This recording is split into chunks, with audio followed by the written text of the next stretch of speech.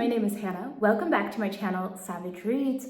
I have read some interesting books the last couple weeks, and I'm excited to talk about them, but I assume that I probably am going to end up speaking about East of Eden for quite the majority of this video, so I hope you enjoy that. If you have thoughts on that book, I just have a lot of thoughts on it.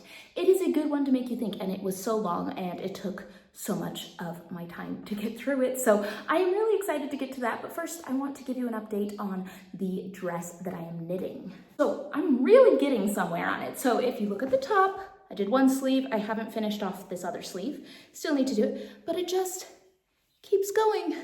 It's getting pretty long. So I'm actually really excited about it. Ugh, I have to hold it up really high so you can see the bottom of it. I am hoping that I get it long enough. I kind of want it to be about knee length, and I am a little concerned that it is going to end up a little too short when I run out of yarn, so we will see how it goes. Maybe I need to go buy one extra ball of yarn, but we will see. So anyways, I am actually really happy with it. I was concerned with this stitch pattern that it would be a little see-through when I put it on, and I tried it on, and I think it's gonna be perfect. So I'm really excited about this project. It is turning out great, and I'm sure by the next video I will just wear the dress. We'll see what happens. Hopefully I get this done soon. I am getting close to the end and I'm excited. So let's jump into some of the books that I have read. Okay, so let's jump right into the meat of this video and talk about East of Eden. Now, who recommended this book to me? Everybody. And this is a classic for a good reason. There is a lot that goes on in this. We get a multi-generational family drama, and we get so much introspection. And we also get a bit of Steinbeck inserting himself into the narrative and telling us what to think about things, which I could have done without. So this story all culminates in a story that is loosely based on Cain and Abel from the Bible, as you could guess from the title of the book, right? So we have our father who has his own trauma from a difficult childhood and a difficult relationship with his father and his brother. So we have Adam. We have his kids who are, I think, Caleb and Aaron, but in my head, they're just Cain and Abel. And so we have this setup for this betrayal like in the Bible. And this book gives you a lot to think about.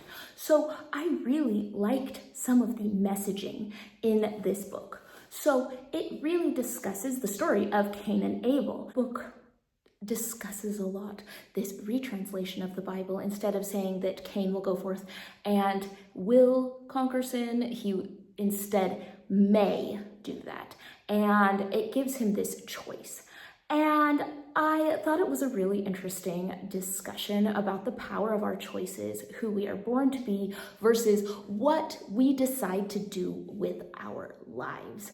And I found the character of Cain, of Caleb in the book, to be one of the most likable characters in the book because he has that struggle with himself. So instead of being good coming easily to him, he has to work for it. And I feel like that made him a better person than most of the other characters because it wasn't something that came easily to him. He had to try to do good things. And I found the character of Abel, Aaron, to be a very frustrating character because his form of goodness wasn't the goodness of trying and endeavoring to do good. His form of goodness was to be separated from things that would be bad. And that is not really a helpful form of goodness. And I thought that it had some really interesting discussions that you can get into there. Character-wise, I really liked Caleb, and they have this really great character in Lee, who is a Chinese man. And for a book that was written when it was, and with the racism of the time very present through the book, I did think that Lee was a very good character. He is definitely one of the more likable and well-rounded characters that we get in the book. So I do appreciate Steinbeck for that. I think he did get left with a bit of that role of sharing the wisdom that people needed, which is a little unfair, but that happens. I did not have any pity for Adam in this story. I didn't like him. I found him to be a very frustrating character and very stuck on one thing the entire time. So there were some really interesting and complex characters. But where I spent a lot of my time frustrated with this book was in its treatment of women. So we have Kathy, the mother of Caleb and Aaron, and we get her backstory and her life as she abandons her twin boys. So she starts out as a very unlikable character. Yes, she was probably abused and traumatized, but she just ends up being an awful person. Almost cartoonishly awful. She has no feeling, no anything, and she runs off, shoots her husband, runs off to run a house of ill repute and commits every sort of crime. It is not just a bad house, it is the worst house in all of the area. And so you really get that she is just the incarnation of evil. And I find that very frustrating in an Adam and Eve allegory to put Eve as the character that is the embodiment of evil, because I do look at Eve as a heroine of the story, not as the antagonist. And so I did find that frustrating from maybe a theological perspective, but also from a character perspective. Going through the first half of the book, I was very convinced that Steinbeck can only see women as either the whore or as the angel. And I didn't think that he could really conceive the complexity. So the first half of the book, I really was thinking he is just buying into that trope. We have Kathy, Kate, who is the epitome of everything wrong with the world. She is horrible.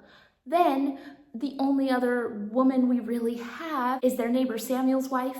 She is so good, so saint-like, that even their neighbor Samuel admits that he goes off to these houses of ill repute because his wife is just so wonderful and so saintly. And I just feel like it's a very damaging trope. And so I thought, wow, is this just an issue with Steinbeck? And then we get halfway through the book and we introduce another main female character who actually has an issue where Erin sees her as some perfect paragon of virtue, and she feels like she has more complexity than what she is shown as. And I am confused. I'm left a little confused about that. Is Steinbeck unable to see the complexity of women, or is that a deliberate thing and then he brings it up toward the end? Or is it just some sort of hypocrisy on his part where his character feels upset that she is not seen as a whole person, but Steinbeck himself could not see the other characters as whole people with maybe more complex inner lives than what he chooses to give them? So I was a little bit weirded out with the portrayal of women in the book, because the first half I was just so frustrated, and the last half I thought, well, maybe he's aware of it. Maybe this was intentional and I missed it. So that was what I was thinking about the portrayal of women. But I think the worst part of this, and of course we look at this through a modern lens, I just would have hoped that an author like Steinbeck, who has spent a lot of time thinking about the complexities of human nature and morality, could have maybe handled this with more nuance. But there is this plot that goes on where Kathy has a large amount of compromising photos of men in the community, high-ranking men in the community, respectable men in the community, and she continually threatens that she is going to send those out and ruin their reputations. And we as the reader are led to believe that that is evil. We are led to believe that she is the bad person to blackmail these men, which, okay, blackmail's not great, but we are supposed to celebrate that these men aren't punished by Kathy. We are supposed to celebrate that these men got to be free, because every man has a vice, but these sex workers are the laziest, most vile of humans. And that is the dichotomy in which we are working. We have these people who have been exploited and abused, and that is the women, not these men who willingly broke vows of marriage, who willingly put themselves in compromising positions, who willingly broke the trust of the people who trusted them, and we are supposed to cheer that they are being protected, and it is annoying to no end. And I understand that that is the time in which it was written, but do better. Come on, Steinbeck, you can sit there and think, oh, Cain, the original murderer, he probably had a good soul. But we're not supposed to think, hey, maybe the people who have hypocritically been using women behind their partners' backs, putting their wives in danger of STDs, putting their families' reputations at risk, putting their whole lives at risk for a moment of pleasure with someone who is being likely exploited, we are supposed to say that they just made a little mistake and they're fine, and we're supposed to celebrate that. And I found that to be a very frustrating part of this book, because I think that this book has such great insights into the human psyche. We get a lot of this in-depth understanding of generational trauma passed down through the generations, and how we have the ability to choose. You know what? Those women in the book were not given the same consideration in this narrative. So I found it to be really frustrating, but this book was also excellent. Does that make sense? What did you think going through this book? Were you thinking, yes, this book is just perfect, everything is so wonderful? Or were you a little bit frustrated at the double standard that the men and women had? And of course, that is something to be frustrated about throughout history and in much of media, but when this book has been put on such a high pedestal, I did expect it to have a little more nuance in that some of these powerful men getting away with horrible things and saying, you know what? It was all the women's fault all along. Doesn't that just take us back to the original story in the Bible, where we have Adam and Eve, and everyone leaves the story blaming Eve and saying it is all her fault.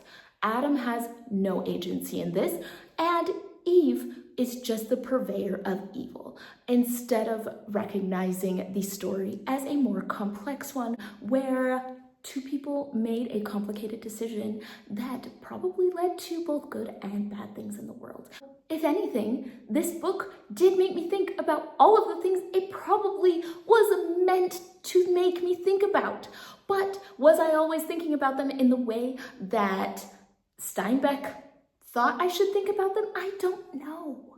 I am a little confused about where he was going with all of it, and he also liked to butt into the narrative a little bit and tell us some things about how communism is bad and how individualism is the most important thing. And I think we could have done without some of his interjections. So this book was so complex, so interesting, so well written, and made me mad at the same time. So please let me know your thoughts, your feelings on this book, because I have a lot.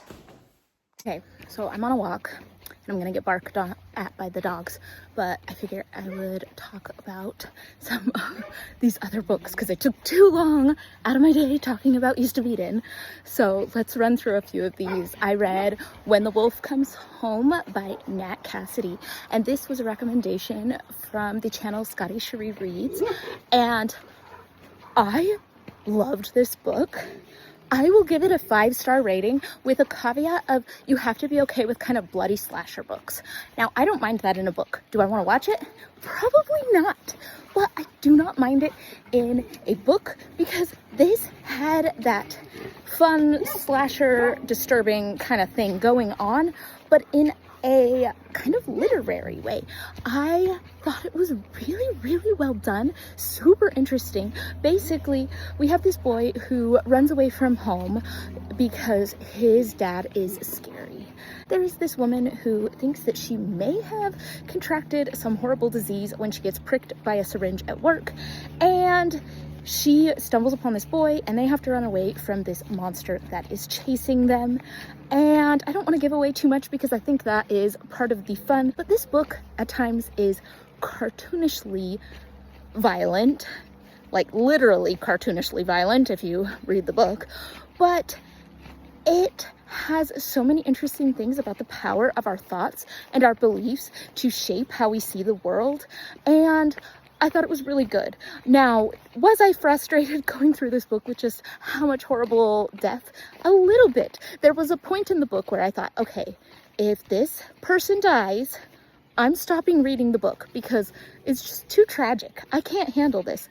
And then that thing happened and I kept going because it was just really, really compelling. So this book made me think, and it had a really interesting kind of metaphor all going on about it, but it is violent. So definitely, if you don't like that kind of book, I don't think you would like this, but if you like a thriller, horror, slasher book on occasion, I think you would really like this one. It was just so well done.